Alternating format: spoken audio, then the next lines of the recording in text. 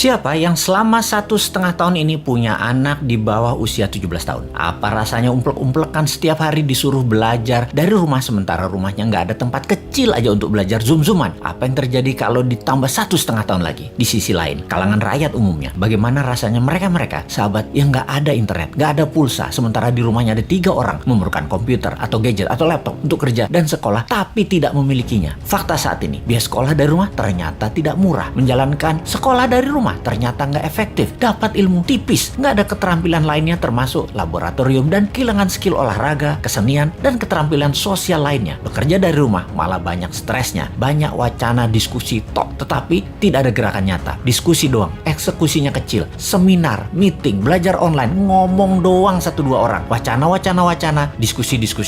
Rekening mah minus juga. Saat ini dunia bergeser jauh. Berapa lama kita akan menjadi seperti ini di bawah serangan virus? Jawabannya, kalau gini cara mengelolanya, selamanya, setidaknya sampai tahun 2025. Demikian kata WHO dan World Bank. Waduh, paling cepet 2023 awal deh, tetap aja lama. Maunya tahun 2021 ini paling lama selesai deh. Vaksin deh tuh 100% orang Indonesia. Pertanyaan lagi, apakah selesai COVID? Ya nggak tahu juga. Menurut Ngana, selesaikah COVID ketika 100% manusia Indonesia sudah divaksin? Jawabannya nggak tahu. Misalnya, manusia setelah divaksin, efeknya tingkat kematian dan fatality-nya menurun, tetapi tetap bisa kena. Dimana kalau kena ya isolasi mandiri, katakan 10 hari. Setiap hari ada 30.000 orang bergantian bergiliran. Tiap hari ada 30.000. Karena 10 hari di isoman, maka yang dikurung hari itu adalah 300.000 orang per hari yang terkurung gantian sampai 100 juta orang. Gitu ya, 2 tahun itu bisa tercapai. Bisa lebih. Serem amat ya kalau ini terjadi. Untuk mencapai 60% populasi yang benar, ya bisa 2 tahun lagi, mungkin bisa 4 tahun lagi. Kalau hal ini terjadi, maka bukan hanya ekonomi yang ambiar, tetapi keterampilan sosial anak kita, keterampilan lainnya hilang. Bisa terjadi generation gap yang parah, di mana di tahun 2045, 24 tahun lagi, mereka usianya yang sekarang 10-20 tahun itu adalah mereka menjadi tulang punggung angkatan kerja dan usaha. Mereka, bayangkan, tidak punya keterampilan yang mumpuni. Maka angkatan yang usianya 50-70